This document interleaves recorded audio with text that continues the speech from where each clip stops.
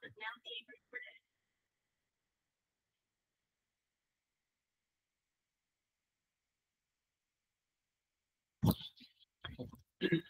আলাইকুম everyone। আশা করি আল্লাহর মধ্যে সবাই ভালো আছেন, সুস্থ আছেন।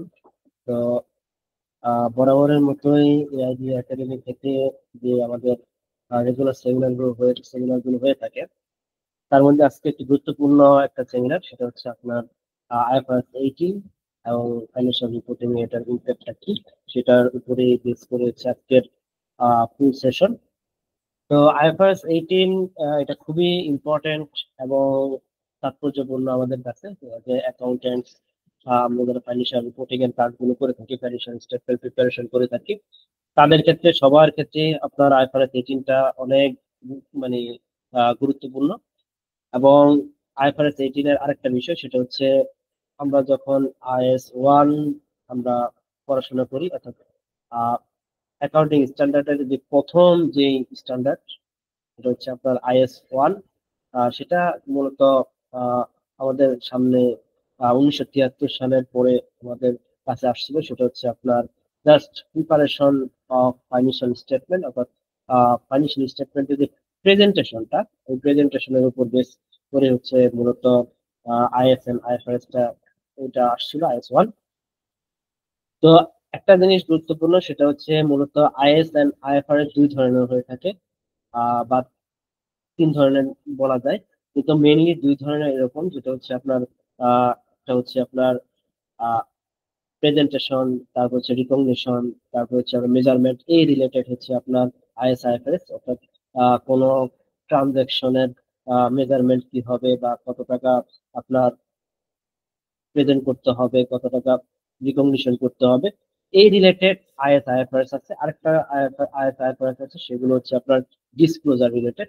অর্থাৎ এখানে হচ্ছে আপনার কোনো ফাইন্যান্সিয়াল ক্যালকুলেশন থাকে না, সে মূলত হচ্ছে আমাদের ফাইন্যান্সিয়াল স্টেটমেন্ট জিনিসটা ডিসক্লোজ করতে হয়, সেটাকে হচ্ছে আপনার ডিসক্লোজার রিলেটেড হচ্ছে আপনার IS IFRS, লাইক IS 24, যেখানে হচ্ছে আপনার রিলেটেড পার্টি ট্রানজাকশন নিয়ে বলা আছে। অর্থাৎ এখানে মূলত কোনো ট্রানজাকশনের রিকগনিশন বা মেজারমেন্টের ইস্যু নাই। এখানে ইস্যুটা হচ্ছে আপনার কোনো একটা রিলেটেড পার্টি যদি হয়ে থাকে, সেক্ষেত্রে তাদের বিষয়টা বা তাদের সাথে যে ট্রানজাকশন বা তাদের সাথে যে লেনদেন, অথবা যদি বলি তাদের সাথে যে সম্পর্কটা, এই সম্পর্কটা আমাদেরকে ডিসক্লোজ করতে হয়। তো এরকম আরো অনেক ধরনের ডিসক্লোজার আছে, যেমন আপনার IFRS 10 আছে, যেটা হচ্ছে আপনার যেটা হচ্ছে সেগমেন্ট রিপোর্টিং আর কি। তো সেগমেন্ট রিপোর্টিং অর্থাৎ আপনার কোনো প্রতিষ্ঠান যদি একের অধিক ইউনিট থাকে, তো সেক্ষেত্রে তাদের বিষয়গুলো হচ্ছে আপনার প্রেজেন্ট করতে হয় বা ডিসক্লোজ করতে হয়। তো এগুলো হচ্ছে আপনার মূলত disclosure related IS and IFRS।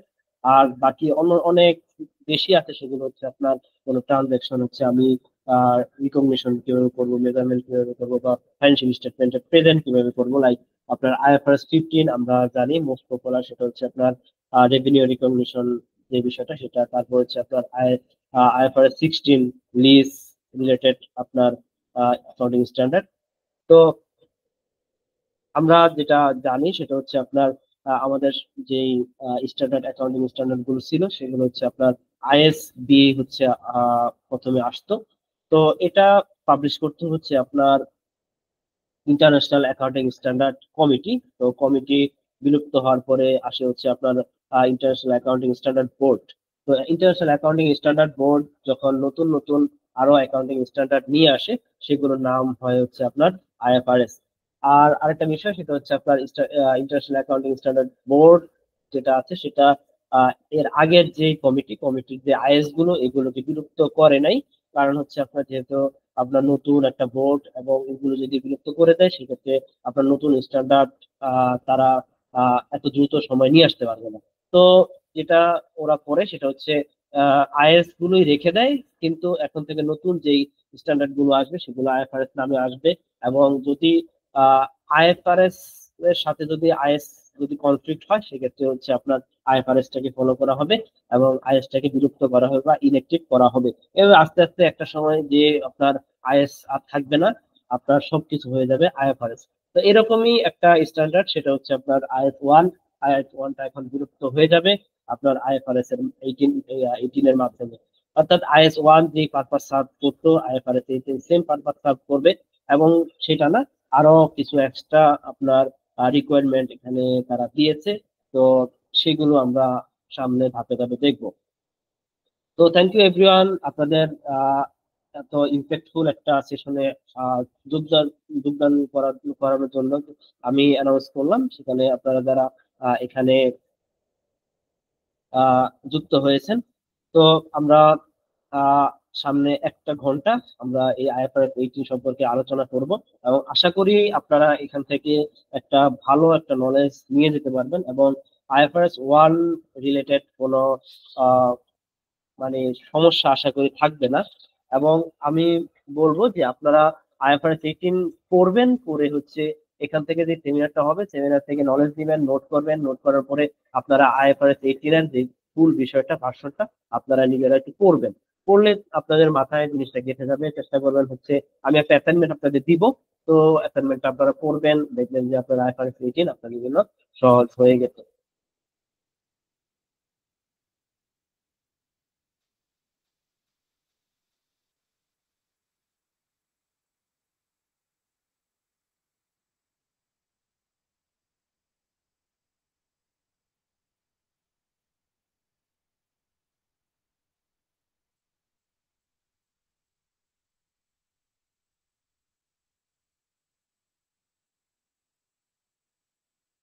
আপনাদের অনেককে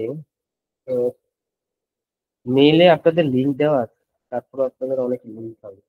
আমি একটু আমাকে একটু সময় দেন, 2 মিনিট।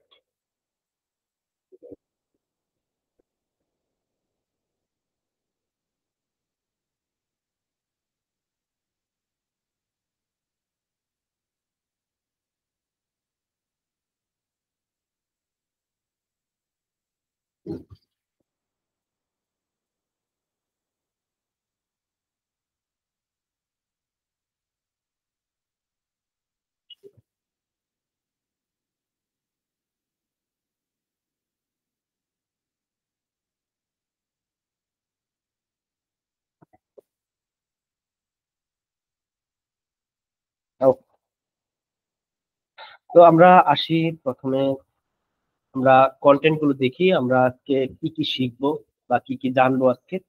তো প্রথমেই আমরা একটা সামারি দেখবো, অর্থাৎ স্ন্যাপশট। এখানে হচ্ছে আমরা বিভিন্ন চেঞ্জ এবং IFRS 18 এর মাধ্যমে কি কি নতুন রিকোয়ারমেন্ট আমাদের সামনে আসলো, সেই বিষয়টা হচ্ছে আমরা দেখবো। দেন যে বিষয়টা দেখবো সেটা হচ্ছে আপনার IFRS 18 যে পাবলিকেশনটা হলো, এটা কোন ভাবে পাবলিকেশন হলো এবং এটার ব্যাকগ্রাউন্ডটা কি, এটা আমরা একটু আলোচনা করব। দেন আলোচনা করব হচ্ছে আপনার এই স্ট্যান্ডার্ডের যে অবজেক্টিভ, মেইন অবজেক্টিভটা কি সেটা। দেন হচ্ছে আমরা আলোচনা করব IFRS 18 এর 3টা নতুন রিকোয়ারমেন্ট আসছে, এবং এটাই ইম্পর্টেন্ট, সেটা হচ্ছে 3টা রিকোয়ারমেন্ট। ধাপে ধাপে আমরা 3টা রিকোয়ারমেন্ট ডিটেলস দেখবো। তো এই ডিটেলস এর এখানে 5 নম্বরে যেটা বলা আছে, অর্থাৎ কিছু রিকোয়ার্ড সাবটোটালস, অর্থাৎ নতুন নতুন সাবটোটালস দিতে হবে আমাদের। তো সেটা নিয়ে প্রথম যে রিকোয়ারমেন্ট সেটা। দ্বিতীয় রিকোয়ারমেন্ট খুবই ইম্পর্টেন্ট, সেটা হচ্ছে আপনার ম্যানেজমেন্ট ডিফাইন্ড পারফরমেন্স মেজার, অর্থাৎ MPM। সেটার একটা ডিসক্লোজার আমাদেরকে এখন ফাইন্যান্সিয়াল স্টেটমেন্টে দিতে হবে, সেটা আমরা আলোচনা করব।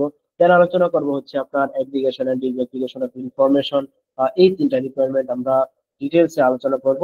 দেন হচ্ছে এই IFRS 18 এর মাধ্যমে আপনার অন্যান্য কিছু স্ট্যান্ডার্ডের চেঞ্জ আসছে, সেটা নিয়ে আপনার শর্টে একটু আলোচনা করব। দেন হচ্ছে আমরা লাস্টে আলোচনা করব হচ্ছে কবে থেকে এই IFRS 18টা আপনার অ্যাপ্লিকেবল হবে, এবং এটা অ্যাপ্লিকেশনটা কিভাবে হবে আর কি। তো প্রথমে আমরা আসি, সেটা হচ্ছে আপনার সামারি, অর্থাৎ কি কি চেঞ্জ আমাদের নিয়ে আসছে IFRS 18। তো প্রথম যে বিষয়টা সেটা হচ্ছে আপনার এটার ইম্প্যাক্টটা কি।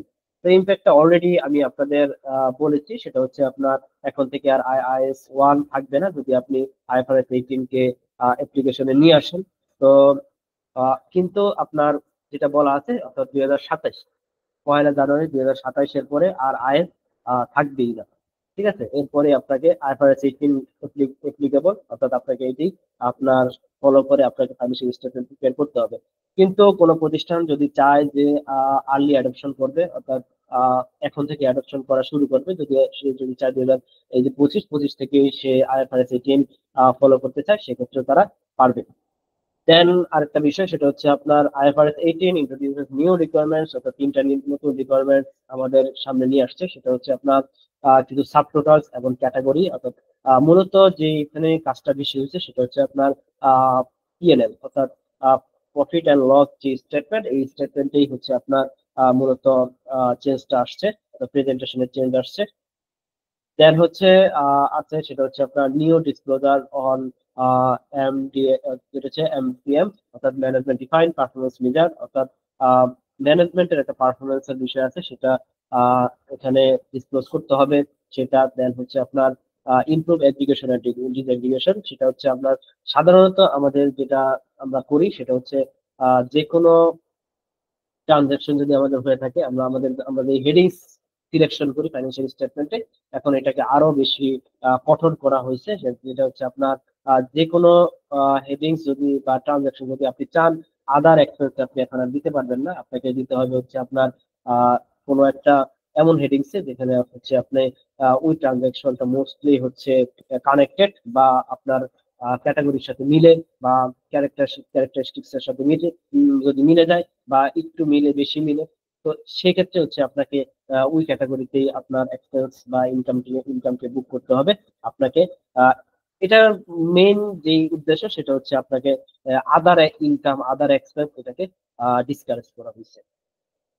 তো আরেকটা বিষয় গুরুত্বপূর্ণ সেটা হচ্ছে আপনার নামে গুরুত্বপূর্ণ, সেটা হচ্ছে দেখেন যে IS 1 এর নাম কি ছিল। IS 1 এর নাম ছিল হচ্ছে প্রেজেন্টেশন অফ ফাইন্যান্সিয়াল স্টেটমেন্ট, অর্থাৎ এখানে কিভাবে প্রেজেন্ট করা হবে একটা ফাইন্যান্সিয়াল স্টেটমেন্ট। কিন্তু এখন যে IFRS 18, এখানে আরেকটা বিষয় নতুন যোগ করা আছে যে presentation and disclosure of financial statement, অর্থাৎ ফাইন্যান্সিয়াল স্টেটমেন্টের প্রেজেন্টেশন তো আপনি করবেনই এবং কিছু জিনিস ডিসক্লোজ করতে হবে।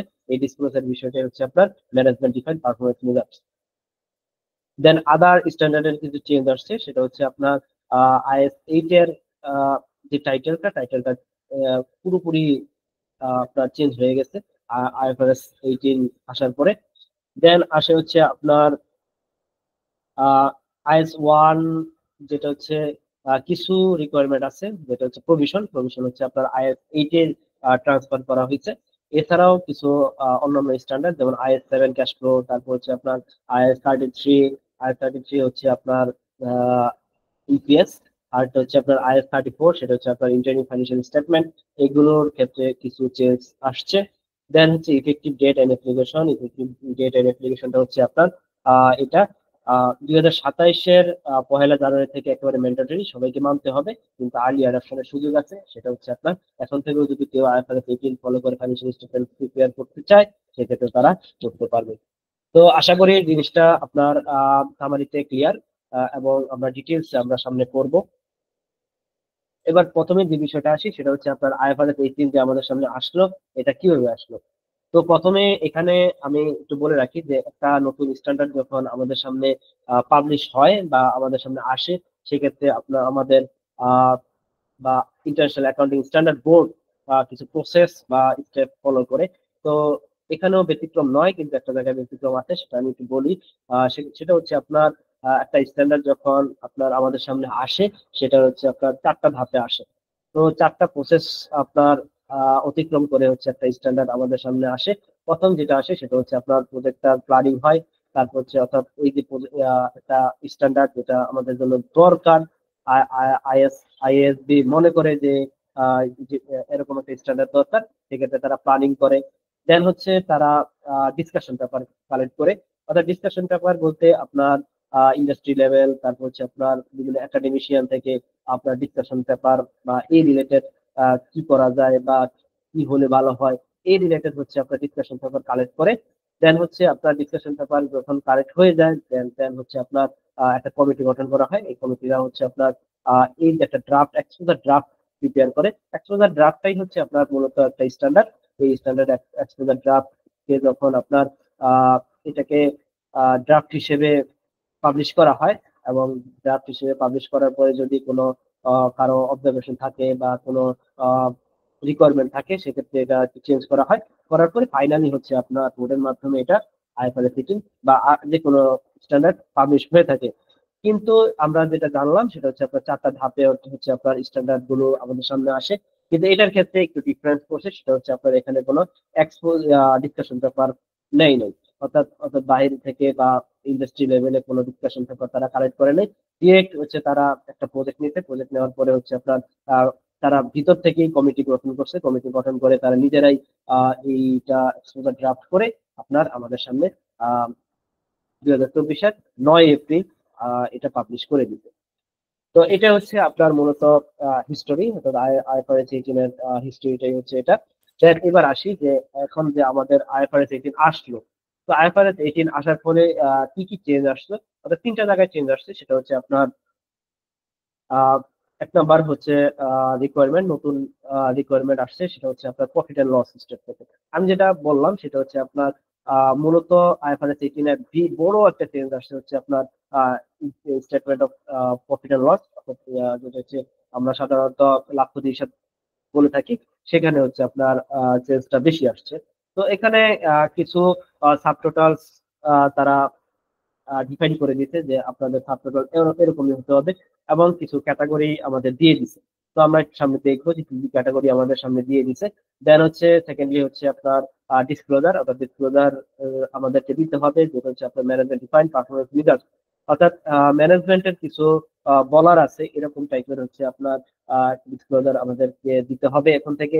দেন হচ্ছে আপনার enhanced guidance on grouping of information, অর্থাৎ আমরা যে গ্রুপিংটা করে থাকি, অর্থাৎ যেটাকে বলে হেডিংস গুলো করে থাকি, হেডিংস এর ট্রানজাকশন গুলো আমরা বুক করে থাকি, সেক্ষেত্রেও হচ্ছে আমাদের কিছু আহ কঠোরতা আমাদের এখানে দিয়ে দিচ্ছে।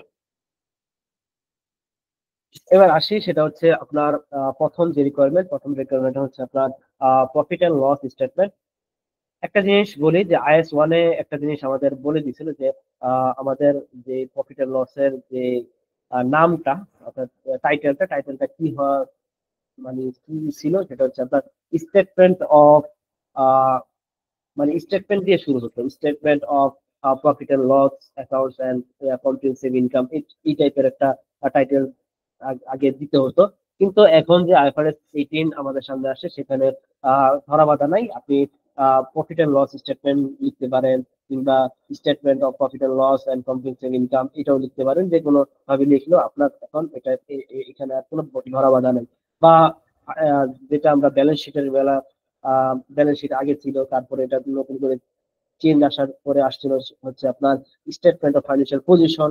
তো স্টেটমেন্ট অফ ফাইন্যান্সিয়াল পজিশন এখন আপনাকে ঐচ্ছিক করে দিচ্ছে, আপনি চাইলে স্টেটমেন্ট অফ ফাইন্যান্সিয়াল পজিশন দিতে পারেন অথবা ব্যালেন্স শিট লিখতে পারেন। মানে এটা আপনার আহ, যেটাকে বলে আপনার যেটা ভালো লাগে সেটা আপনি লিখতে পারবেন। এখানে তারা ফ্লেক্সিবিলিটি আপনাকে দিয়ে দিচ্ছে। যাই হোক, এখন প্রফিট এন্ড লস স্টেটমেন্টকে আপনার তিন ভাগে ভাগ করে দেওয়া আছে। তো তিন ভাগে ভাগ করে দেওয়া মানে হচ্ছে আপনার আমরা যে ক্যাশ ফ্লো করতাম, যেটা হচ্ছে আপনার অপারেটিং অ্যাক্টিভিটিস, ফাইন্যান্সিং অ্যাক্টিভিটিস বা investing activities and financing activities, এই তিনটা অ্যাক্টিভিটিস যে আমরা আমরা ক্যাশ ফ্লোটা করতাম, এখন এটা আমাদেরকে প্রফিট এন্ড লস স্টেটমেন্টেও সেম ভাবে আমাদেরকে এটা করতে হবে। অর্থাৎ আমরা যে ফাইন্যান্সিয়াল স্টেটমেন্টে প্রফিট এন্ড লস যে অ্যাকাউন্টসটা, এই অ্যাকাউন্টসটা যখন আমরা বানাবো, তখন আমাদেরকে ক্যাটাগরাইজ করে হচ্ছে আমাদের এই জিনিসটা সাজাতে হবে। অর্থাৎ প্রথমে হচ্ছে আমার অপারেটিং রিলেটেড যেই ইনকাম এক্সপেন্স আমাকে আহ, একসাথে দেখাতে হবে। দেন দ্বিতীয় ক্যাটাগরি হচ্ছে আমার ইনভেস্টিং অ্যাক্টিভিটি, যেই ইনকাম অথবা লস এটা আমার এখানে দেখাতে হবে। এবং থার্ড হচ্ছে আপনার ফাইন্যান্সিং অ্যাক্টিভিটিস। এই ফাইন্যান্সিং অ্যাক্টিভিটিস অর্থাৎ কোনো ফাইন্যান্স রিলেটেড যদি কোনো ইনকাম বা এক্সপেন্স থেকে থাকে, সেটা হচ্ছে আপনার আলাদা করে আমাকে দেখাতে হবে। মূলত আমরা আগে কি করতাম, আমরা করতাম হচ্ছে আপনার ধরেন sales minus cost of goods sold, করার পরে মাইনাস করার পরে আসতো হচ্ছে আমার গ্রস প্রফিট। গ্রস প্রফিট করার পরে আমরা কি দিতাম, সেটা হচ্ছে আপনার অপারেটিং এক্সপেন্স গুলো। তো অপারেটিং এক্সপেন্স গুলোর মধ্যে সব দিয়ে দিতাম। পরবর্তীতে আমরা দিতাম হচ্ছে আদার ইনকাম দিয়ে হচ্ছে আমরা নেট ইনকাম বের করতাম। কিন্তু এখন এটা করা যাবে না, আমাদেরকে মূলত তিনটা ক্যাটাগরি এখানে দেওয়া আছে, কিন্তু এডিশনালি আরো দুইটা ক্যাটাগরি দেওয়া আছে, অর্থাৎ ইনকাম ট্যাক্সের একটা পোর্শন দেওয়া আছে। তো এটা আমরা একটু সামনে পরে দেখবো। তো এটা প্রথম চেঞ্জ, সেটা হচ্ছে আপনার স্টেটমেন্ট অফ প্রফিট এন্ড লসে আপনাকে যে কোনো স্টেটমেন্ট আপনাকে এই তিনটা ক্যাটাগরিতে মূলত ভাগ করে আপনাকে লিখতে হবে। তো এখন অপারেটিং অ্যাক্টিভিটিস এর আন্ডারে কি কি আসে? অপারেটিং অ্যাক্টিভিটিস এর আন্ডারে হচ্ছে আপনার যেটা আসে সেটা হচ্ছে আপনার রেগুলার যে আপনার কাজ, অর্থাৎ একটা প্রতিষ্ঠানের যে অপারেটিং অ্যাক্টিভিটিস গুলো হয়ে থাকে, অর্থাৎ আপনার একটা প্রতিষ্ঠান চালানোর জন্য বা অপারেট করার জন্য যে এক্সপেন্স বা ইনকামটা হচ্ছে আপনার রেগুলার যে ইনকাম, অর্থাৎ আপনি যে এখান থেকে মেইন সোর্স অফ ইনকাম, সেটাই হচ্ছে আপনার অপারেটিং ইনকাম হবে। এছাড়া ইনভেস্টিং অ্যাক্টিভিটিস, অর্থাৎ আপনি কোথাও যদি ইনভেস্ট করেন, যেমন আপনার কোনো ফাইন্যান্সিয়াল অ্যাসেটে যদি আপনি ইনভেস্ট করেন, কিংবা আপনার কোনো যেটাকে বলে অ্যাসোসিয়েট থেকে শেয়ার কিনেন বা জয়েন্ট ভেঞ্চার থেকে শেয়ার কিনেন, তো এইগুলো থেকে যদি আপনি কোনো ইনভেস্ট করেন, ইনভেস্ট থেকে যদি আপনি মুনাফা পান, প্রফিট পান, সেগুলো হচ্ছে আপনার ইনভেস্টিং অ্যাক্টিভিটিস আলাদা করে আপনাকে দেখাতে হবে। দেন হচ্ছে আপনার ফাইন্যান্সিং অ্যাক্টিভিটিস যেটা হচ্ছে আপনার যদি কাউকে কোনো লোন দিয়ে থাকেন, বা আপনার যেটাকে বলে আপনি যদি লোন নিয়ে থাকেন, সেক্ষেত্রে এটার ইন্টারেস্ট অথবা আপনার যে ইন্টারেস্ট ইনকাম, সেটা হচ্ছে আপনার ফাইন্যান্সিয়াল অ্যাক্টিভিটিস আলাদা করে দেখাতে হবে। এবার আরেকটা বিষয়, সেটা হচ্ছে আপনার প্রফিট এন্ড লসে আপনাকে দুইটা আহ, ই দেওয়া আছে, সাবটোটালস দেওয়া আছে। সাবটোটালস মানে হচ্ছে দেখবেন যে আপনারা আইফারে পেজিং করতে গেলে অনেকবার এই ওয়ার্ডটা পাবেন, সাবটোটাল। তো সাবটোটালস মানে কি? সাবটোটালস মানে হচ্ছে আপনার একটা সাবটোটাল, সেটা হচ্ছে আপনার থাম করে যেটা আসে, সেটা হচ্ছে একটা নাম দেওয়া থাকে। আমরা আগে আহ যে যার মতো ইচ্ছা নাম দিতে পারতাম।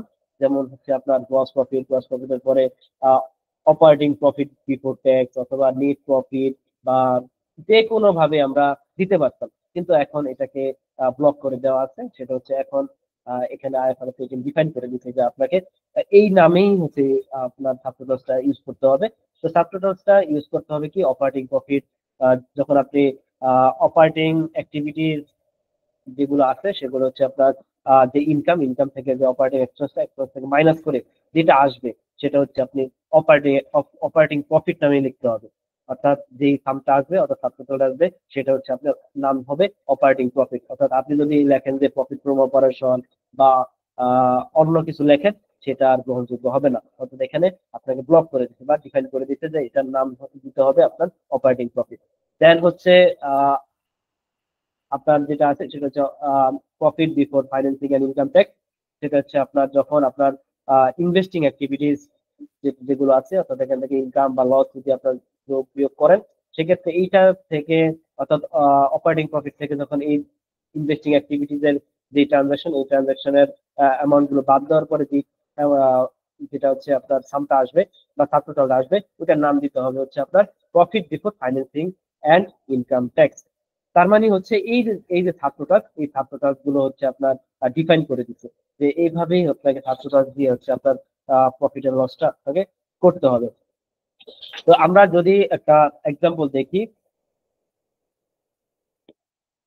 তো যদি আমরা একটা এক্সাম্পল দেখি, তো এক্সাম্পলে কি দেখা যায় সেটা হচ্ছে আপনার, আর এটা হচ্ছে আপনার আইএস 1 অনুযায়ী, আইএস 1 অনুযায়ী হচ্ছে আপনার প্রফিট এন্ড লস।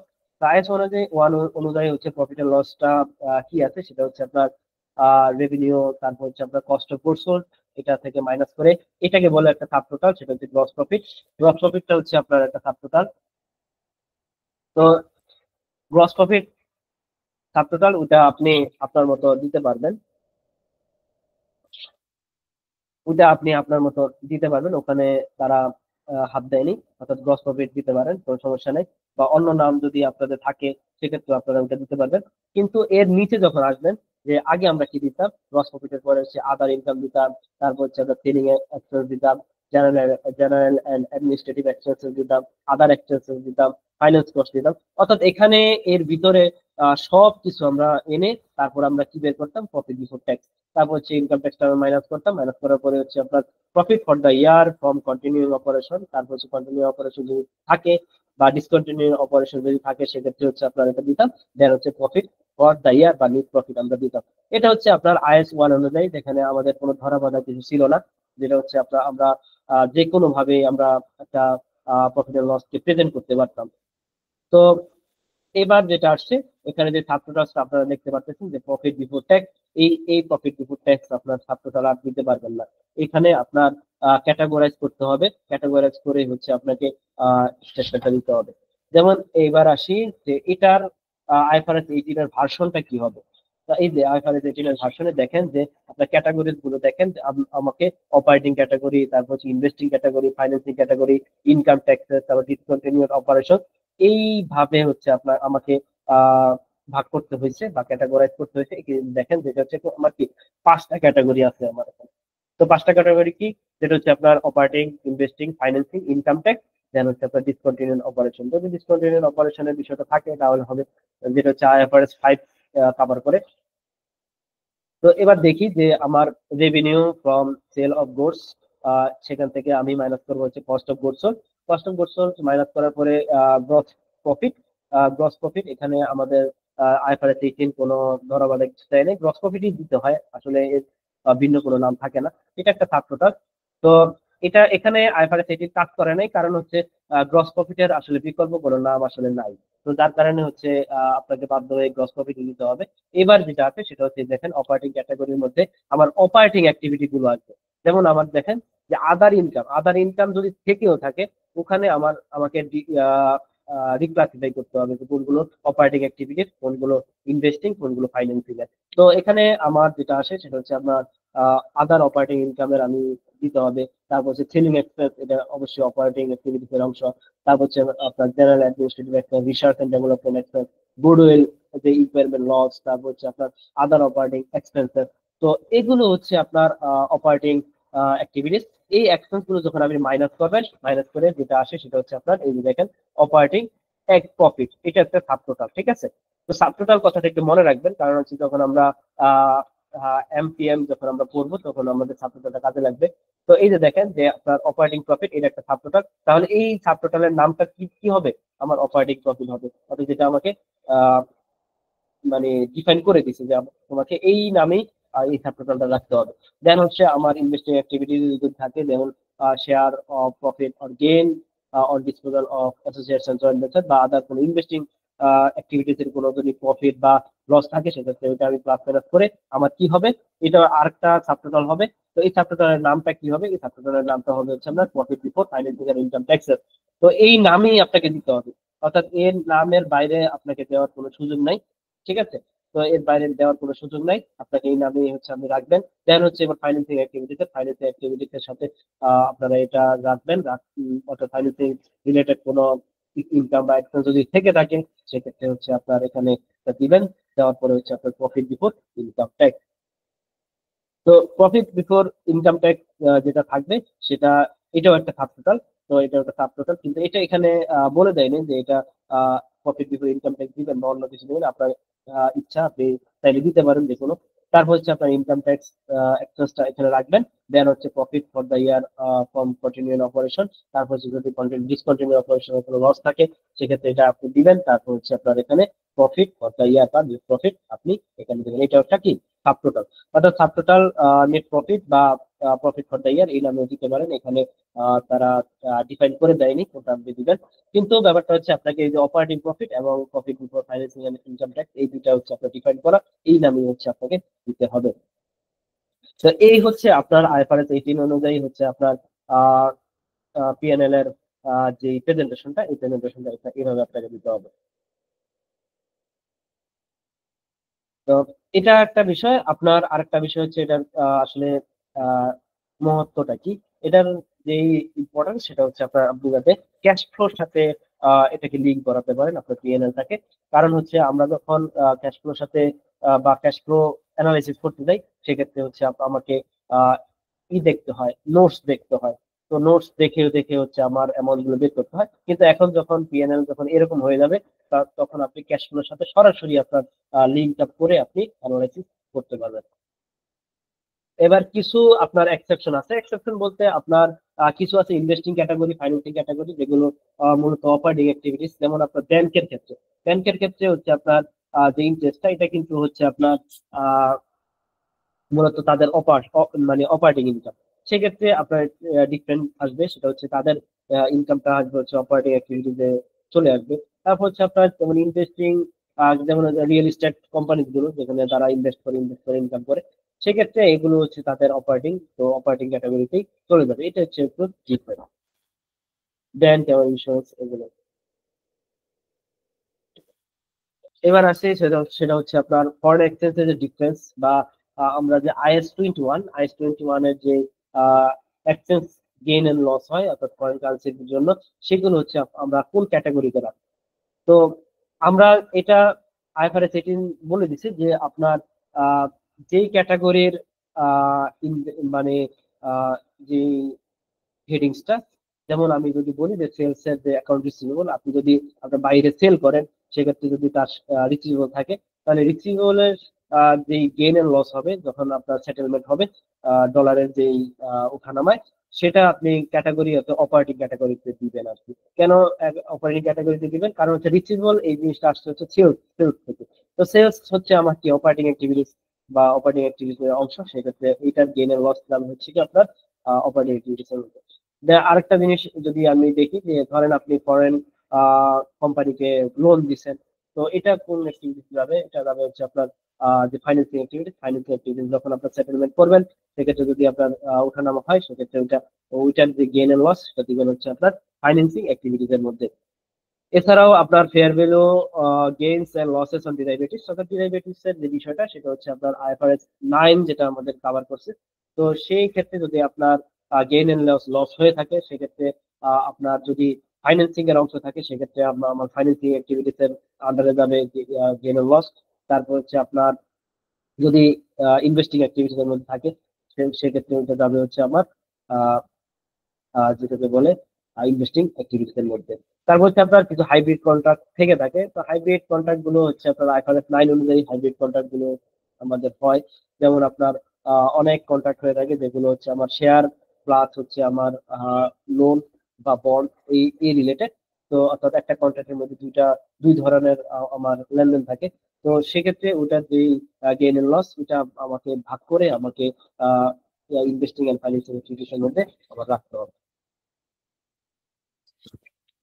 আচ্ছা, এবার আসি সেটা হচ্ছে খুবই গুরুত্বপূর্ণ, সেটা হচ্ছে আপনার ম্যানেজমেন্ট ডিফাইন্ড পারফরমেন্স মেজার্স অর্থাৎ MPM।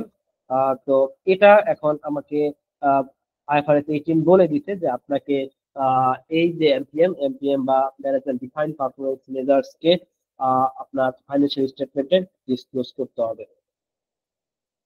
তো এবার আসি যে আসলে এই জিনিসটা কি। আমার আহ, আহ, এই ম্যানেজমেন্ট ডিফাইন্ড পারফরমেন্স মেজার্স এটা নিয়ে যেহেতু একটা ধোঁয়াশা সৃষ্টি হচ্ছে যে আসলে এই জিনিসটা ধরতে পারতেছে না মানুষজন যে এটা কি আসলে। তো আমি আসলে যদি এটার অবজেক্টিভসটা বলি তাহলে হচ্ছে আপনাদের কাছে ক্লিয়ার হবে আসলে এই জিনিসটা কি আসলে। তো যেমন আপনাকে একটা উদাহরণ যদি আমি দেই, যেমন ধরেন এই বছর বা গত বছর আপনার ইনকাম ছিল হচ্ছে ধরেন 100 টাকা। তো পরবর্তী বছরে হুট করে ধরেন আপনার ইনকাম 100 টাকাকে এখন হয়ে গেছে 20 টাকা। তাহলে এই যে 80 টাকার যে একটা ডিফারেন্স আপনার আসছে, তো এটার নিশ্চয়ই তো কোনো একটা রিজন আছে।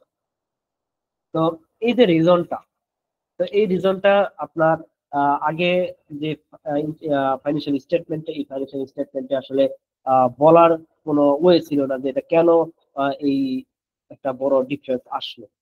তো এবার যে MPM বা ম্যানেজমেন্ট ডিফাইন্ড পারফরমেন্স মেজার্স, এটা আসার ফলে আপনার ইনভেস্টর এবং ম্যানেজমেন্টের মধ্যে যে একটা কি বলে একটা কনফ্লিকশন বা একটা কনফিউশন, এই কনফিউশনটা দূর হয়ে যাবে।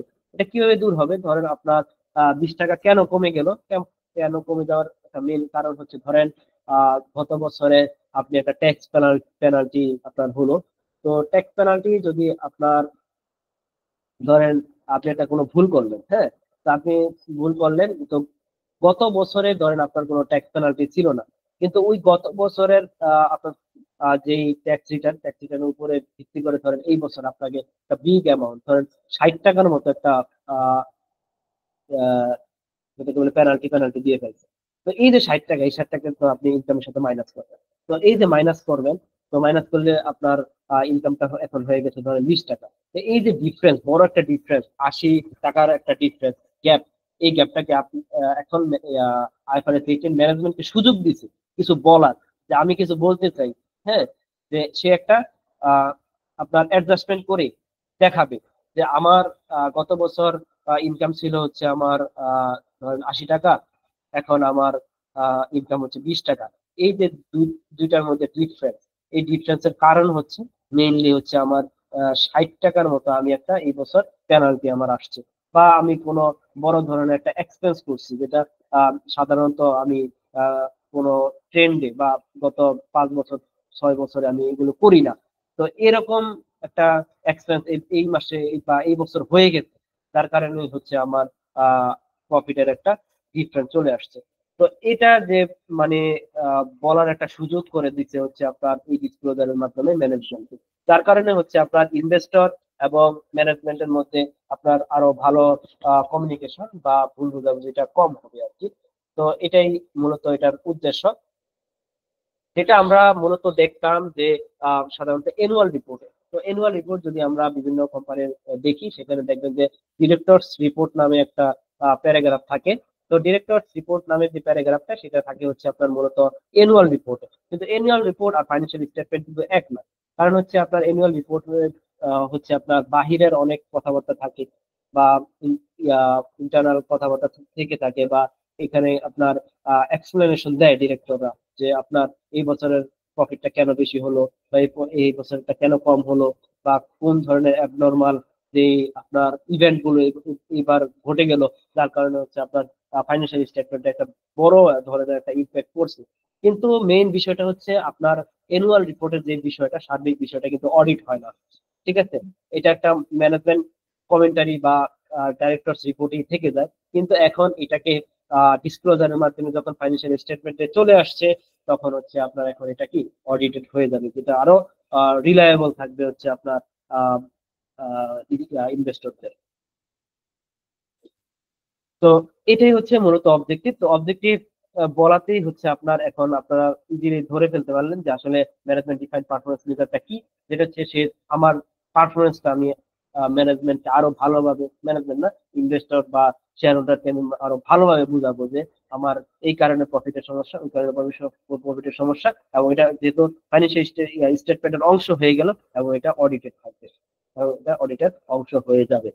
তো এবার আসি যে আসলে ম্যানেজমেন্ট ডিফাইন্ড পারফরমেন্স মেজার জিনিসটা কি। আমরা অবজেক্টিভ জানলাম, এবার আসি যে এটা ডেফিনেশন। এটা হচ্ছে বলছে যে এটা একটা সাব টোটাল হবে। অর্থাৎ সাব টোটাল কি আমরা অলরেডি জেনেছি, যেগুলো হচ্ছে আপনার আহ যেই মাইনাস করা বা প্লাস করা প্রফিট এন্ড লসের যে সাব টোটাল গুলো, যেমন হচ্ছে আপনার গ্রস প্রফিট, তারপর হচ্ছে আপনার অপারেটিং প্রফিট বা প্রফিট ফ্রম অপারেশন, তারপর হচ্ছে আপনার ইনকাম বিফোর ট্যাক্স, এগুলো হচ্ছে মূলত সাব টোটাল। তাহলে এমপিএম জিনিসটা, এমপিএম হবে মূলত একটা সাব টোটাল, এবং এই সাব টোটালের 3টা ক্যাটাগরিতে পড়বে। অর্থাৎ 3টা ক্যাটাগরি যদি আপনার ওই সাব টোটালসে আপনার যেটাকে বলে থাকে বা অ্যাভেলেবল থাকে, সেক্ষেত্রে ওইটাকে বলা হবে হচ্ছে আপনার ম্যানেজমেন্ট ডিফাইন্ড পারফরমেন্স মেজার। তো আসি প্রথম যে বিষয়টা, সেটা হচ্ছে আপনার প্রথম ক্যাটাগরিটা কি। যদি আমার যে সাবটোটাল থাকবে, এই সাবটোটাল যদি আপনার পাবলিক কমিউনিকেশনে আপনার ব্যবহার করা যায় বা ফাইন্যান্সিয়াল স্টেটমেন্টে দেওয়া যায়, সেক্ষেত্রে ওইটা আপনার এমপিএম হিসেবে গণ্য হবে।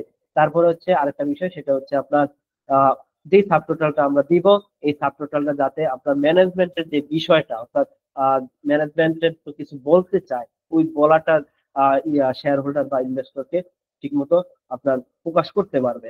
তো এটা একটা ক্রাইটেরিয়া। আরেকটা ক্রাইটেরিয়া মোস্ট ইম্পর্টেন্ট, সেটা হচ্ছে আপনার আইএফআরএস 18। আইএফআরএস 18 যে সাবটোটালের কথা বলা আছে, অর্থাৎ আইএফআরএস 18 যে সাবটোটাল গুলো বলছে, অর্থাৎ কি বলছে যে সাবটোটালের যে একটা ডেফিনেশন তো আইএফআরএস 18 দিছে। তো আইএফআরএস 18 এর যে ডেফিনেশনে সাবটোটাল বলতে বলা আছে যে কি গ্রস প্রফিট, তারপর হচ্ছে আপনার অপারেটিং প্রফিট, তারপর হচ্ছে আপনার operating profit or loss and income expenses, তারপর হচ্ছে কি profit before income tax, profit from continuing operation, এগুলোকে বলা হয় হচ্ছে আপনার সাবটোটাল। এই সাবটোটাল ডিফাইন করছে হচ্ছে আপনার আইএফআরএস 18। তাহলে এখানে কি বলছে যে এই যে সাবটোটাল আইএফআরএস 18 ডিফাইন করছে, এগুলো হতে পারবে না। তাহলে হচ্ছে আপনার ওটা এমপিএম, এটা একটা খুব ইম্পর্টেন্ট। সেটা হচ্ছে আপনার এই যে গ্রস প্রফিট, এই গ্রস প্রফিট কে আপনি আবার এমপিএম হিসেবে দেখাতে পারবেন না।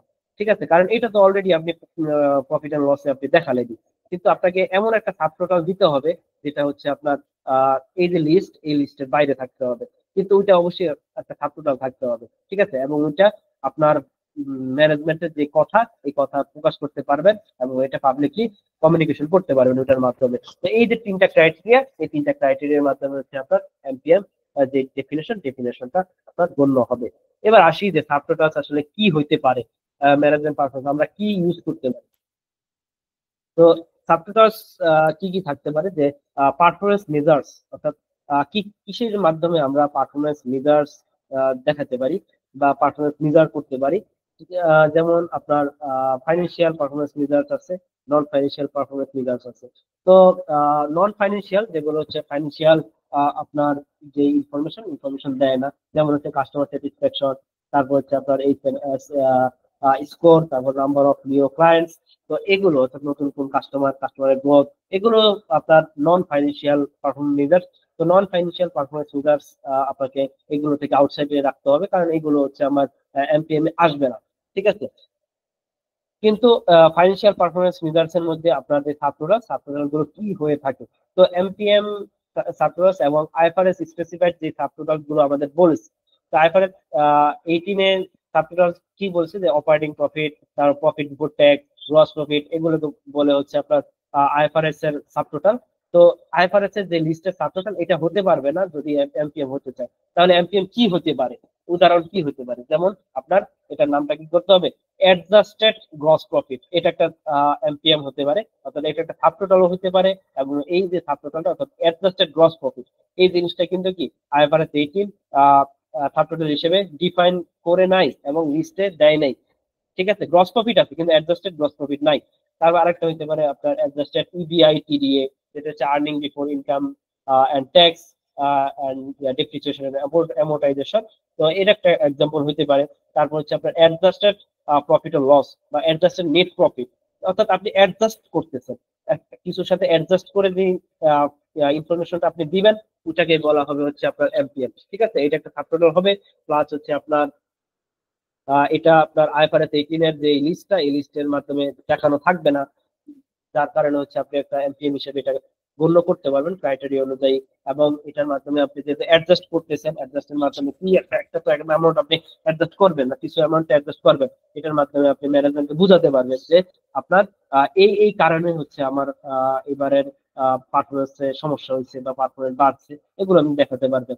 আদার মেজার্স আছে যেগুলো আমরা working capital, return on asset, এগুলো হচ্ছে আপনার রেশিও আপনার কি হবে না, আপনার এমপিএম হবে না। কেন, রেশিও তো আমরা কোনো সাবটোটালস না, ঠিক আছে, এটা কোনো সাবটোটালস হবে না, ঠিক আছে, এটা একটা বিষয়।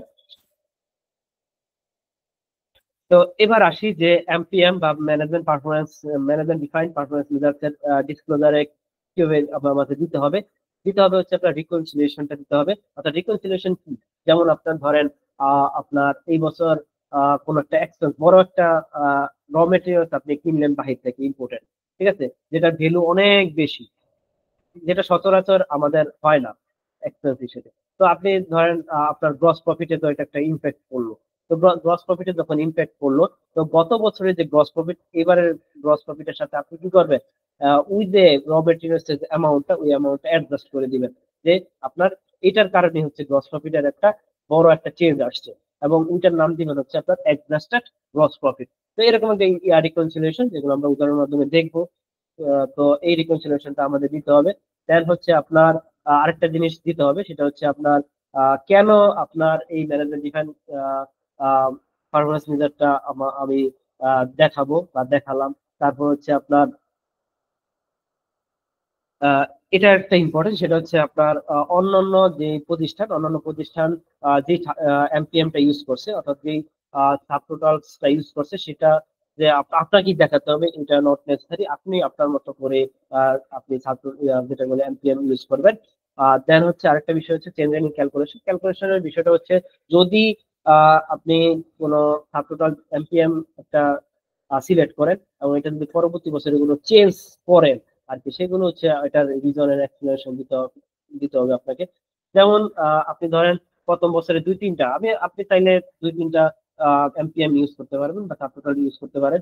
তো যেমন আপনি এই বছর ইউজ করলেন অ্যাডজাস্টেড গ্রস প্রফিট, ধরেন একটা ইউজ করলেন, কিন্তু পরবর্তী বছরে যে আর অ্যাডজাস্টেড গ্রস প্রফিটটা ইউজ করলেন না, করলেন হচ্ছে আপনার অ্যাডজাস্টেড নেট প্রফিটটা।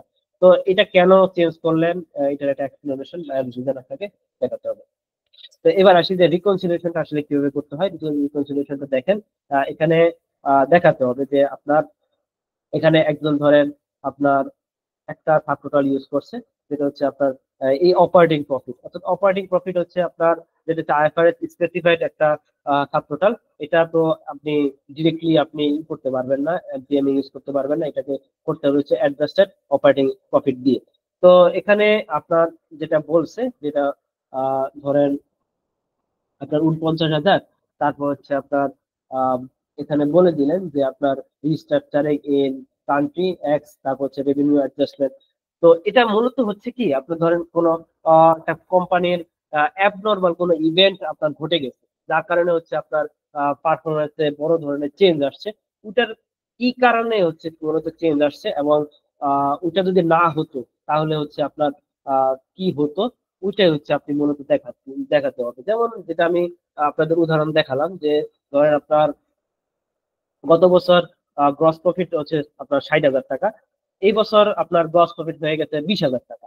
এখন আপনার দেখেন যে আপনি এক আহ পলকে হচ্ছে আপনার কত, 60,000 থেকে 20,000, 40,000 টাকা আপনার গ্রস প্রফিট কমে গেছে। তাহলে এটা ইজিলি হচ্ছে আপনার ইনভেস্টরদের মাথায় চলে আসবে যে এত চেষ্টা হওয়ার কারণ কি? ঠিক আছে, এটাই হচ্ছে আপনি মূলত ওদের দেখাবেন যে আপনার গ্রস প্রফিট ছিল 60,000 টাকা, মানে এই বছর ধরেন 60,000 টাকা, বা গত বছর তো 60,000 টাকা, কিন্তু এই বছর কত, 20,000 টাকা। কিন্তু আপনি দেখাবেন যে আপনার এই বছরে ধরেন একটা র মেটেরিয়াল বা একটা বড় ধরনের একটা এক্সপেন্স হয়ে গেছে, ওই এক্সপেন্সের কারণে হচ্ছে চেঞ্জটা মূলত আসছে। তো ওইটা যদি না হতো তাহলে মূলত কত টাকা আপনার গ্রস প্রফিট হতো।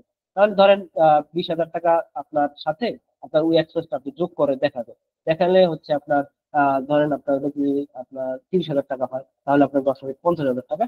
তো এই যে 50,000 টাকা যদি না হতো, এই এক্সপেন্সটা না হতো, তাহলে আপনার গ্রস প্রফিটটা কি গত বছরের সাথে ইনলাইন থাকতো, মানে বেশি একটা কম বেশি হতো না। এটাই হচ্ছে আপনার মূলত পারফরমেন্স মেজারে আপনি দেখাবেন। আমি just আপনাদের একটা উদাহরণ দেখাই, তাহলে আপনাদের বিষয়টা ক্লিয়ার।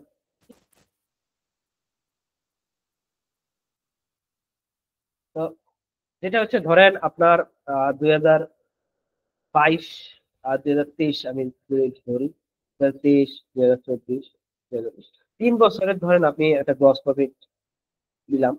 ধরেন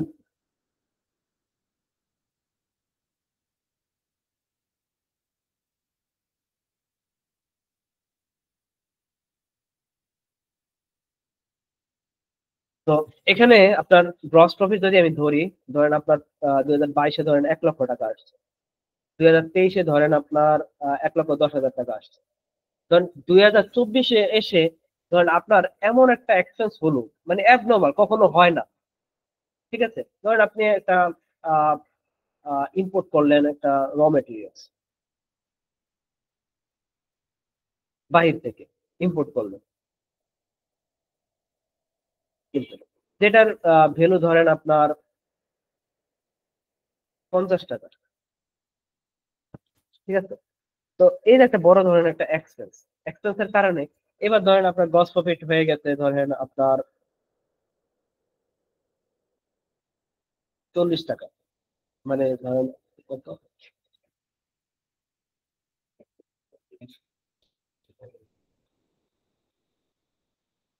ধরেন 4,000 টাকা, আর ধরেন আপনার র মেটেরিয়ালসটা হচ্ছে ধরেন আপনার 5,000 টাকা। 5,000 টাকা। ঠিক আছে, তাহলে দেখেন আপনার 2023-এ আসছিল হচ্ছে আপনার 11,000 টাকা, এখন আপনার 24-এ গ্রস প্রফিট আসছে কত, 4,000 টাকা। এখানে একটা বড় ধরনের একটা চেঞ্জ আসছে, যে কারো কোশ্চেন হতে পারে যে আসলে এই চেঞ্জটা এত বড় চেঞ্জ হওয়ার কারণটা কি। এটাই আপনি এখন দেখাবেন যে আপনার গ্রস প্রফিট ছিল হচ্ছে আপনার 4,000 টাকা, এবং আমার একটা কি অ্যাবনর্মাল, বা যেটা হচ্ছে আপনার নন রিকারিং একটা এক্সপেন্স, যেটা হচ্ছে আমার ঘটে গেছে, যেটা কখনোই ঘটে না। তো কখনোই ঘটে না এরকম একটা এক্সপেন্স, ধরেন 5,000 টাকা ঘটে গেছে। তো এটা যদি না হতো তাহলে আপনার, যেহেতু আমার মাইনাস হয়ে গেছে, এটা আমি এখন কি করে দেবো, প্লাস করবো।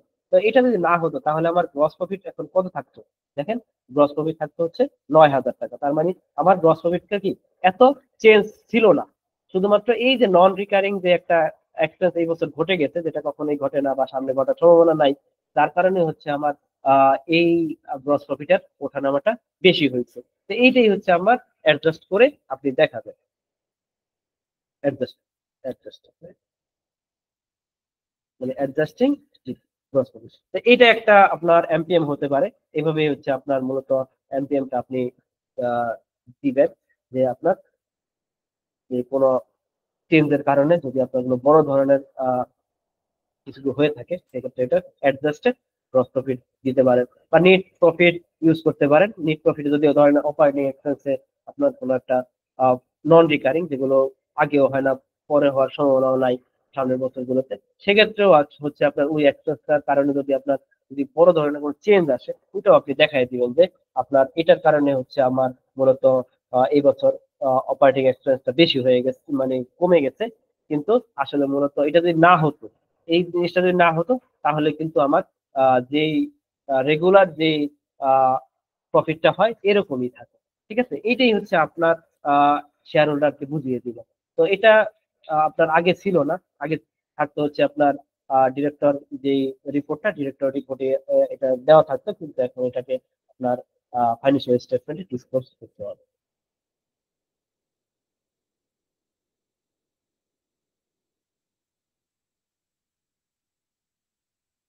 তো এটা হচ্ছে আপনার রিকনসিলিয়েশন। এই রিকনসিলিয়েশন করে হচ্ছে আপনাকে এমপিএমটা রেডি করতে হবে। এবার আসি একটা হাইপোথেটিক্যাল কেস স্টাডিতে। তো কেস স্টাডি যদি আমি বলি, যে আপনার এবিসি কোম্পানি, তার ট্যাক্স রেট ধরেন 27.5%। তারপর আরেকটা জিনিস বলি, সেটা হচ্ছে আপনার এটা ট্যাক্স এফেক্টটা দেখাতে হবে। এবং আপনার যদি নন কন্ট্রোলিং ইন্টারেস্ট বা যদি আপনার গ্রুপ অফ কোম্পানি থাকে, সেক্ষেত্রে আপনার নন নন কন্ট্রোলিং যে ইন্টারেস্ট, এই ইন্টারেস্টের বিষয়টা আপনাকে দেখাতে হবে। তো ট্যাক্স ইফেক্টটা কি? আসলে ট্যাক্স ইফেক্টটা সহজ। সেটা হচ্ছে ধরেন আপনার এই যে 5,000, এই 5,000-এর কারণে আসলে দেখেন যে আপনার 27.5% আপনার ট্যাক্স, যেটা হচ্ছে 27.5% ট্যাক্স আপনার আহ, কমে গেছে বা বেড়ে গেছে। এটা হচ্ছে আপনি ট্যাক্স ইফেক্টে দেখা যাবে, যেটার কারণে হয়তো আমার ট্যাক্স বেশি দিতে হয়েছে বা কম দিতে হয়েছে, এটা ইফেক্টটা দেখা যায়। তো এখানে আপনার আইএফআরএস 18 অনুযায়ী হচ্ছে আপনার প্রফিট এন্ড লস প্রিপেয়ার করা। এই যে এটা দেখেন, আইএফআরএস 18 অনুযায়ী হচ্ছে আপনার প্রফিট এন্ড লস প্রিপেয়ার করা। এখানে আপনার তিনটা ক্যাটাগরি দেওয়া আছে, এবং সাব টোটাল গুলো দেখেন, যে অপারেটিং প্রফিট, তারপর profit before financing and income tax, এই সাব টোটাল আপনার ইউজ করা আছে। তো এখানে যেটা কেজে বলা আছে, যেটা হচ্ছে আপনার ম্যানেজমেন্ট মানে আমরা ডিসিশন নিচ্ছে যে তারা এমপিএম হিসেবে ইউজ করবে হচ্ছে আপনার adjusted earning before interest, taxes, তারপর হচ্ছে ডেপ্রিসিয়েশন অ্যামortization, অর্থাৎ ইপিআই টিটিএ, এটা তারা ইউজ করবে। এবং আপনার কিছু কিছু এই যে রিকনসিলিয়েশন পারপাসে তারা কোনটা ইউজ করবে, কারণ হচ্ছে কিছু কিছু এক্সপেন্স ধরেন আপনার নন রিকারিং এক্সপেন্স হয়ে গেছে, এগুলো তারা আপনার শেয়ার হোল্ডারকে দেখাবে যে এই কারণে হচ্ছে আমার মূলত আমার পারফরমেন্সে হিট করে। তো যেমন আপনার ইনসিডেন্সিয়াল ইনসিডেন্সিয়াল যেটা, sorry, incidental incomes and expenses, তারপর ইনসিডেন্টাল কস্ট রিডাকশন, অর্থাৎ কোনো একটা কারণে কষ্ট অনেক কমে গেছে। তো এটা আপনাকে দেখাতে হবে। যেমন এরকম একটা উদাহরণ যদি আমি বলি, যে করোনার সময় অনেক কোম্পানি হচ্ছে আপনার গভর্নমেন্ট থেকে ক্যাশ সাবসিডি পেয়েছিল। তো এটার কারণে কি হয়েছে দেখেন, যে ওই বছরই কিন্তু ক্যাশ সাবসিডিটা মানে পেয়েছিল, যার কারণে তাদের এক্সপেন্সটা কি অনেক কমে গেছে বা ইনকামটা বেড়ে গেছে। কিন্তু এটা কিন্তু আগেও হয় নাই, বা পরবর্তীতে এই ক্যাশ সাবসিডি আর তারা পাবে না। কিন্তু ওই বছর একটা ফাইন্যান্সিয়াল যে স্টেটমেন্ট বা প্রফিট এন্ড লসে একটা বড় ধরনের চেঞ্জ আসছে। তো এই যে চেঞ্জটা, এই চেঞ্জটা হচ্ছে আপনাকে দেখাতে হবে। এটাই হচ্ছে আপনার ম্যানেজমেন্ট পারফরমেন্স মেজার। তারপর হচ্ছে আপনার ইন্টারনাল গ্রুপ কস্ট, তারপর ডেপ্রিসিয়েশন অ্যামortization। তো এগুলো হচ্ছে, তারপর যে excess rated gain and loss, যেমন অন অকেশনাল লোন, যেটা হচ্ছে সবসময় হয় না, মাঝে মাঝে যে লোন গুলো, এগুলো এক্সেস গেইন এন্ড লস, এগুলো তারা ছাত্রদের যেটার সাথে অ্যাডজাস্ট করে আপনার এমপিএমটা করবে আর কি। তো তাদের এরকম হয়েছে যে ইন্টারনাল গ্রুপ কস্ট 3,52,000, 2022-এ 2023-এ হচ্ছে 3,20,000 টাকা। এছাড়াও ইনসিডেন্টাল ইনকাম আছে, সেটা হচ্ছে আপনার settlement with customer over a dispute 46,518 টাকা, অর্থাৎ কাস্টমারদের সেটেল করতে হয়েছে। তারপর হচ্ছে আপনার ইন্স্যুরেন্স কম্পেনসেশন, এটা হচ্ছে। তারপর হচ্ছে আপনার ইনসিডেন্টাল এক্সট্রা কিছু আছে, সেটা হচ্ছে আপনার ট্যাক্স নন কমপ্লায়েন্সেস ফাইন, এটা হচ্ছে আপনার পেনাল্টি একটা হয়েছে, এটা যে এক্সেস, আর ওইগুলো হচ্ছে আপনার কাস্টমার সেটেলমেন্টের ডিসপিউটে তারা পাইছে, তারপর হচ্ছে ইন্স্যুরেন্সে আপনার আহ তাদের গাড়ি অ্যাক্সিডেন্ট করার পরে আদার ইনকাম যেটা হয়েছে ইন্স্যুরেন্স থেকে তারা প্রিমিয়াম পে, প্রিমিয়াম না মানে তাদের সেটেলমেন্ট অ্যামাউন্ট পেয়েছে। দেন হচ্ছে আপনার রিপেয়ার কার ব্রোকেন, অর্থাৎ এই যে কারটা যে অ্যাক্সিডেন্ট হয়ে গেল এটার কারণে হচ্ছে আপনার তার একটা কস্ট হয়েছে। অর্থাৎ এই সহজ একটা জিনিস বোঝা যায়, যেমন এই যে কার একটা অ্যাক্সিডেন্ট, এটা এই বছরই হয়েছে, সামনে গত বছরও হয় নাই এরকম, সামনের বছর হইতেও পারে নাও হইতে পারে, যদি হয় তাহলে আপনার এমপিএম এর সে দেখাবে যে এটার কারণে আমার একটা সমস্যা হয়েছে বা পারফরমেন্সটা কমে গেছে। তো এরকম আর কি। তো এটা আসলে এবার দেখেন খুবই ইম্পর্টেন্ট, যেটা হচ্ছে আপনার এটা আমি মূলত এই রিসোর্সটা কোথাও পাবেন না। অর্থাৎ এইভাবে হচ্ছে আপনার, অর্থাৎ সব জায়গায় হচ্ছে আপনার এমপিএমটা কি বা আহ, এটা ডেফিনেশন বা অবজেক্টিভ দেওয়া আছে, কিন্তু আসলে কিভাবে আমি ডিসক্লোজটা করবো আর কি, ডিসক্লোজারটা আসলে কি হবে বা নোটসে আমি কি দিব ফাইন্যান্সিয়াল স্টেটমেন্টে, এটা হচ্ছে ইম্পর্টেন্ট। তো এটা কোথাও নাই, এটা এই রিসোর্স থেকে আপনারা পাবেন। তো এটা দেখেন যে প্রথমেই দিবেন হচ্ছে আইফআরএস 18 কি রিকোয়ার্ড করছে যে আপনাকে কি কি করতে হবে। তো এটা হচ্ছে আপনার মূলত একটা লিটারেচার লিখবেন, যে তারপরে হচ্ছে লিখবেন যে in order to comply IFRS 18 comply করার জন্য ম্যানেজমেন্ট সিলেক্ট করছে একটা মেজারমেন্ট মেজার বা অন্য আরো মেজার আপনারা ইউজ করতে পারেন। তো এখানে একটা কি অ্যাডজাস্টেড ইবিআইটিডি এটা তারা ইউজ করছে। এবং আরো কিছু দিবেন, সেটা হচ্ছে আপনার ম্যানেজমেন্ট বুঝতেছে যে এই এক্সপেন্স গুলো হচ্ছে আপনার নন রিকারিং, যার কারণে হচ্ছে আমার পারফরমেন্সে কম বেশি হয়েছে। তো এগুলো হচ্ছে আমি এখন রিকনসিলেশন করে দেখাবো। তো রিকনসিলেশন যদি আমি করি, যে দেখেন যে অ্যাডজাস্টেড ইবিআইটি দিয়ে তার সাথে আমি ডিপ্রিসিয়েশন অ্যামortization বিষয়গুলো আমি ই করব, তারপর হচ্ছে অ্যাডজাস্টেড এই যে ইন্টারভিউ কস্ট এগুলো অ্যাডজাস্ট করব, এক ইনকাম এক্সেস এগুলো অ্যাডজাস্ট করে আমার মিলবে কির সাথে, অর্থাৎ profit before financing and income tax, এটার সাথে হচ্ছে আমার এগুলো যখন আমি অ্যাডজাস্ট করবো, অ্যাডজাস্ট করার পর অ্যাডজাস্টেড ইপিআইটি দিয়ে হবে। তো এটাই বুঝাবো যে আমার এই যে 22-এ সাধারণ বিষয়টা এটা কি দেখেন, যে profit before financing and income tax, এটা হচ্ছে আমার কি পিএনএল আইটেম। তো এই যে পিএনএল আইটেম 2022-এ দেখেন 14 লক্ষ টাকা আমার ইনকাম ছিল, 2023-এ এসে কি হয়েছে 23 লক্ষ টাকা আমার ইনকাম হচ্ছে। এই যে একটা 9 লক্ষ টাকার একটা বড় ধরনের আমার ইনকাম হচ্ছে, যেটা আমাকে এখন তাদেরকে বুঝাই দিতে হবে যে আমার নন রিকারিং কিছু ইনকাম কিছু এক্সেস হয়েছে, যার কারণে আমার 9 লক্ষ টাকার মতো একটা বড় ধরনের আমার একটা ইনকাম হয়েছে। কিন্তু আহ সামনের বছর আপনার সাধারণত এত ইনকাম থাকবে না, এটাই তাদেরকে বুঝাই দিতে হবে যে সামনের বছর এরকম ইনকাম নাও থাকতে পারে, কারণ এগুলো হচ্ছে আমার নন রিকারিং, যেটা এই বছর হচ্ছে সামনের বছর নাও হতে পারে। কিন্তু আমার মেন যেই ইনকামটা এটাই হয় হচ্ছে আপনার ধরেন 22 লাখ 30 লাখ এরকম টাইপের আর কি। মানে এগুলো দেখাতে হবে তাদেরকে। তো এটাই আপনাকে বোঝাতে হবে যে আপনার নন রিকারিং যে ইনকাম, নন রিকারিং যে এক্সপেন্স, তো এগুলোই হচ্ছে এগুলোর মাধ্যমে হচ্ছে আপনার পারফরমেন্সটা কমছে বাড়ছে। কিন্তু সামনের বছর এটা হতেও পারে নাও হতে পারে, বুঝতে পারছেন? তার মানে আপনাকে এটা একটা সুবিধা করে দিছে কি, আপনার ম্যানেজমেন্ট আপনার যখন শেয়ার হোল্ডারকে ফাইন্যান্সিয়াল স্টেটমেন্ট দিবে তার বিভ্রান্ত হবে না যে এই বছর এত হলো সামনের বছর কমে গেল কেন, এই বছর এত কমলো সামনের বছর এত বেড়ে গেল, এটা কিভাবে বেড়ে গেল। তার মানে যখন দেখবে যে এক ধাপে 10 লক্ষ 20 লক্ষ টাকা তার ইনকাম বেড়ে গেছে, তাহলে তাদের একটা এক্সপেকটেশন থেকে যাবে দেখি সামনের বছর হয়তো আবার এরকমই থাকবে। কিন্তু সামনের বছর দেখতেছে যে না এরকম হচ্ছে না। কেন হচ্ছে না? কারণ এই বছর একটা নন রিকারিং একটা ইনকাম বড় ধরনের হয়ে গেছে, কিন্তু সামনের বছরটা নাও হতে পারে। তো এইগুলোই হচ্ছে কনফিউশন দূর করার জন্য হচ্ছে মূলত আপনি এমপিএমটা রেডি করবেন। তারপর হচ্ছে এখানে আপনার কিছু জিনিস আপনাকে বলে দিতে হবে, অর্থাৎ এটার একটা ব্যাখ্যা দিয়ে দিবেন যে এই কারণে হচ্ছে এগুলো প্লাস করছি মাইনাস করছি, এবং এটার মাধ্যমে হচ্ছে আপনার এগুলো নন রিকারিং, সামনের বছর এগুলো নাও হতে পারে। এবার থার্ড যে চেঞ্জটা সেটা হচ্ছে আপনার এগ্রিগেশন এন্ড ডিসএগ্রিগেশন ইনফরমেশন, অর্থাৎ এখানে আপনার ডিসকারেজ করছে সেটা হচ্ছে আপনার আদার্স আদার্স ইনকাম হোক বা আদার্স এক্সপেন্স হোক, এখানে আপনি কোনো কিছু না দেওয়াই ভালো হবে। যদি আপনি চেষ্টা করবেন যে এমন কোন এক্সপেন্স হয়ে গেল যেগুলো হচ্ছে আপনি আপনার কোনো হেডিংস আপনি দিতে পারতেছেন না, আপনার চেষ্টা করতে হবে যে আপনার যে কারেন্ট হেডিংস আছে এই হেডিংস এর যে কোনো একটা হেডিংস যদি আপনার ক্যারেক্টারিস্টিক মোস্টলি মিলে, তাহলে চেষ্টা করতে ওটার মধ্যে আপনার মূলত লেভেলিংটা করার জন্য। বাট আদার্স ইনকাম আর আদার্স অ্যাক্সেস আপনারা না দেওয়াই সেগুলো ভালো হবে। যদি একান্ত প্রয়োজনে যদি আপনার দিতেই হয় তাহলে হচ্ছে আপনার আদার ইনকাম অ্যাক্সেস আপনাকে দিতে হবে, এরকম আর কি। এটাই এখানে বলা আছে। আরেকটা হচ্ছে আপনার যদি আপনার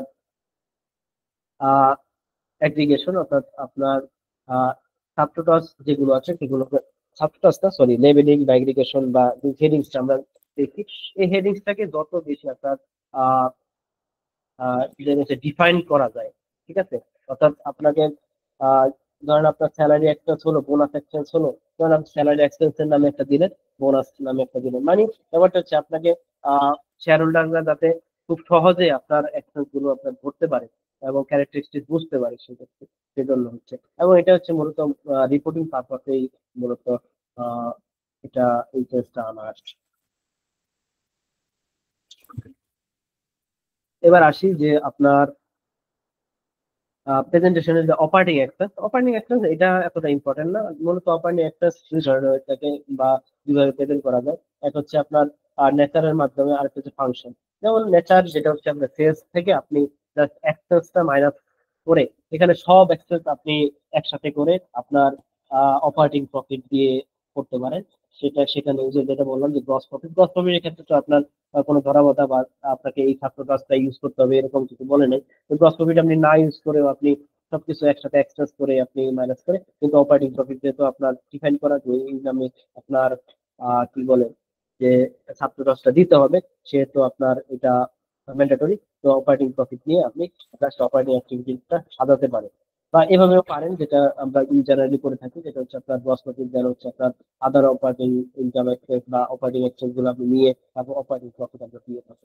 তো এটা হচ্ছে দুই ধরনের আপনি দুইটা যে কোনো একটা ইচ্ছা করতে পারেন, অর্থাৎ আপনার ইন্ডাস্ট্রি প্র্যাকটিস যেটা আপনার ভালো লাগে সেটাই করবেন। এবার আসি যে আইফারএস 18 এর মাধ্যমে আদার কিছু স্ট্যান্ডার্ডে চেঞ্জ আসছে।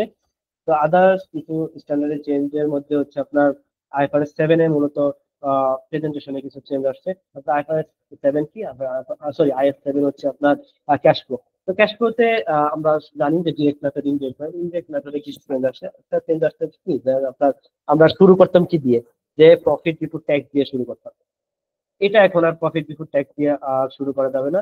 এখন আপনাকে শুরু করতে হবে হচ্ছে আপনার অপারেটিং প্রফিট দিয়ে। তো এটা একটা চেঞ্জ। দেন হচ্ছে আপনার আরেকটা বিষয় যে আমাদের প্রিভিয়াস প্রেজেন্টেশন আমরা কি করতাম, যেটা হচ্ছে আপনার ফাইন্যান্স কস্ট এবং ইনভেস্টমেন্টের যে ইনকাম, তারপর হচ্ছে এগুলো হচ্ছে আমি প্রথমে অ্যাড ব্যাক করতাম, অ্যাড ব্যাক করার পরে হচ্ছে আমরা আবার নিচে যে আবার ফাইন্যান্স কস্টটা পেড করতাম, এটা মাইনাস করতাম, ট্যাক্স পেডটা মাইনাস করতাম। এটা একটু চেঞ্জ হয়ে যাবে। এবার আসবে হচ্ছে আপনার ডিরেক্টলি আপনার যেই ফাইন্যান্স কস্ট ফাইন্যান্সিং অ্যাক্টিভিটিতে চলে যাবে, আর ইনভেস্টের যে কস্টটা বা ইনভেস্টমেন্ট ইনকাম বা ইনভেস্টিং অ্যাক্টিভিটিতে চলে যাবে। এই হচ্ছে আপনার আইএফআরএস 7 এর, সরি আইএস 7 এর ডিটেইলস। এবার আইএস 18, তো আইএস 80 সরি আইএস 8 এ কিছু চেঞ্জ আসছে। সেটা হচ্ছে আপনার আগের নামটা ছিল হচ্ছে accounting policy changes in accounting estimates and errors. এখন এটা হয়ে যাবে হচ্ছে basis of preparation of financial statement. এখন এটার নাম, সরি আইএস 8 এর নাম হয়ে যাবে এখন basis of preparation of financial statement. তো এটার মাধ্যমে আইএস 1 এর কিছু প্রভিশন আইএফআরএস, সরি আইএস 8 এ, একটু ভুল আছে, যেটা আইএস 8 এ আপনার ট্রান্সফার। তো কি কি ফেয়ার পেয়ে যাবে এগুলো হচ্ছে আপনার general provision, going concern, accrual basis of accounting, এগুলো এখন পাবেন হচ্ছে আপনার আইএস 8 এ। তারপর হচ্ছে আইএস 33। তো আইএস 33 হচ্ছে আপনার মূলত আর্নিং পার শেয়ার, মোস্ট ইম্পর্টেন্ট। তো আর্নিং পার শেয়ার এখানে যেটা বলা আছে যে যদি কেউ আর্নিং পার শেয়ার, মূলত আমরা কিভাবে বের করি, যে নেট প্রফিট ভাগ করি হচ্ছে আপনার শেয়ার দিয়ে, অর্থাৎ শেয়ার দিয়ে যখন আমি ভাগ করি তাহলে আমরা আর্নিং পার শেয়ারে যে ভ্যালুটা পাই। এখন যদি কেউ চায় যে আপনার এমপিএম ইউজ করতে, তো এমপিএম ইউজ করেও আপনার এডিশনালি একটা ইপিএস দেখাতে পারে। তো যেমন অ্যাডজাস্টেড নেট প্রফিট, অর্থাৎ অ্যাডজাস্টেড নেট প্রফিট থেকে অর্থাৎ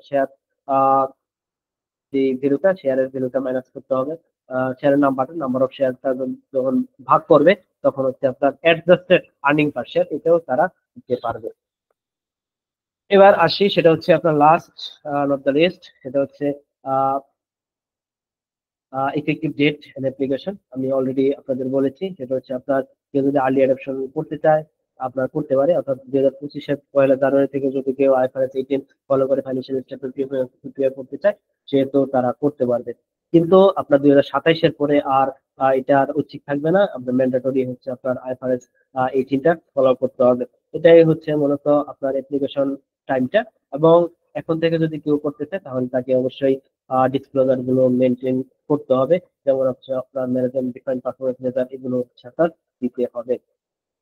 তো এই হচ্ছে আপনার আজকের রিপ্রেজেন্টেশন, তো আপনার আইফারএস 18-এর উপরে। তো আশা করি আপনার যতটুকু আপনাদের বললাম আপনারা ক্লিয়ার, এবং আপনাদের যদি কোনো কোয়েশ্চেন থাকে আপনারা অবশ্যই ফার্দার কোয়েশ্চেন থাকলে যে ওয়ান স্টপ যে বিজনেস সলিউশন, এই সলিউশনে আপনারা দিবেন, ওখানে অ্যান্সার করার চেষ্টা করবো। এখানেও কিছু কোয়েশ্চেন আমি নিব। তো একটা অ্যাসাইনমেন্ট আপনারা দেই আপনাদের, সেটা হচ্ছে ধরেন আপনার যে কোনো একটা অ্যানুয়াল রিপোর্ট আপনারা নেবেন কোম্পানির, ওখান থেকে প্রফিট এন্ড লসটা নেবেন। প্রফিট এন্ড লসটা যেহেতু আইএস 1 অনুযায়ী করা, ওইটাকে আপনারা আইএফআরএস 18-এ আপনারা কনভার্ট করবেন। তো আইএফআরএস 18-এ মাধ্যমে প্রেজেন্ট করবেন। তো প্রেজেন্ট করে আপনারা আমাকে সেন্ড করবেন। তো আজকে এতটুকু পর্যন্তই। আপনাদের যদি কোনো কোয়েশ্চেন থাকে আপনারা এখন করতে পারেন। আমি আপনাদের ফোনটা ওপেন করে দিই।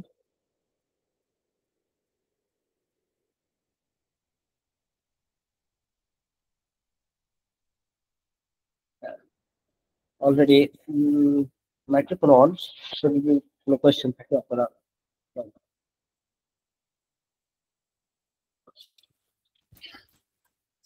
আসসালামু আলাইকুম। ওয়ালাইকুম সালাম। আচ্ছা ভাইয়া, তাহলে হচ্ছে মেন হচ্ছে চেঞ্জেস হচ্ছে প্রফিট এন্ড লসে, ব্যালেন্স শিটে তো কোনো ইফেক্ট তো নাই না, তাহলে, ব্যালেন্স শিটে কোনো শুধু পিএল অ্যাকাউন্টে। নিয়ে লেখো। আর আর আইএফআরএস এটা হচ্ছে কারা এটা অ্যাডপ্ট করতেছে ভাই? এটা হচ্ছে accounting standard, international accounting standard board নাকি? Board, board. এখন তো আপনার অ্যাকাউন্টিং স্ট্যান্ডার্ড তারাই ইস্যু করে। এইটা কোন দেশে ভাই? এটা যে আইএএসবি আইএসবি স্ট্যান্ডার্ড বোর্ড, এটা মূলত এটা আছে আপনার ইউকে। ইউকে। আর আইএফ যেটা ছিল ওটাও আইএএসসি, ওইটাও ওইটাও ইউকে। ইউকে, মানে ইউরোপিয়ান যে কান্ট্রিগুলো ওখান থেকে পারবে। আর হচ্ছে আপনার আমেরিকান যারা স্ট্যান্ডার্ড ফলো করে, তারা ফলো করে যে গ্যাপ, জেনারেল অ্যাকসেপ্টেড অ্যাকাউন্টিং যেগুলো আমরা নাম শুনছি, গ্যাপ হচ্ছে আপনার আমেরিকান যারা ইউজ করে, তারা আইএফআরএস ইউজ করে। আর এই কারণে হচ্ছে দুটার মধ্যে একটা কনফ্লিক্ট। এখন এটা আই আই সরি গ্যাপ এবং আইএসবির সাথে রিকনসিলিয়েশন করতেছে তারা কিছু ক্ষেত্রে। যাই হোক, এটা হচ্ছে ব্যাপার। আর এইখানে হচ্ছে ম্যানুফ্যাকচারিং ট্রেডিং এর কোনো এখানে ইয়ে নাই আর কি, প্রফিট অ্যান্ড লসে ফরম্যাট যেটা দেখাইলেন ওইখানে তো এরকম কোনো তো ভাগ নাই যে ম্যানুফ্যাকচারিং হলে একরকম তারপরে হচ্ছে ট্রেডিং হলে আর এক রকম, না যেমন না, ওইরকম কিছু এরকম। নাই। আপনাকে সাব টোটালস ওগুলো দিয়ে আপনাকে পিএনএল করতে হবে। আপনি এর ভিতরে যা পারেন। জি, বুঝতে পারছি। আসসালামু আলাইকুম ওয়ালাইকুম সালাম। স্যার। আমার হলো আমাদের জন্য, আমরা যারা আইসিএমইবির স্টুডেন্ট আছি, তো আমাদের আইএফএ তে যতগুলো আইএস বা আইএফআরএস আছে এ নিয়ে কোনো কোর্স অ্যারেঞ্জ করা যায় কিনা, বা এটা মানে সবগুলা কম্বাইন্ড আমাদের যেখানে আইএফ এর মধ্যে যতগুলো আইএস আইএফআরএস আছে, অথবা ওটার উপরে একটা কোর্স চালু করা যায় কিনা। না, কোর্স চালু করা তো কোনো ম্যাটার না, বিষয়টা হচ্ছে আপনার স্টুডেন্ট হচ্ছে ম্যাটার। বুঝতে পারছেন? এখন একটা কোর্স